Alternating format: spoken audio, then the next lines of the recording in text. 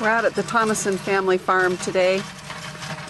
Today's the day we are putting the maize into the corn that we've had started this June. Farmer Tia is out there. She has built the grid, designed it, hand-drawn it into the field. We grid the field with flags, which you can't see right now because the corn's too tall. It's grown right over the top of them. But she's out there now guiding Farmer Tim through each part of her design. Right now she is working on building a cow out there. We've got a silo with the barn and we've got a John Deere tractor built into the field out there, all connected by trails and dead ends to guide you on a journey this fall.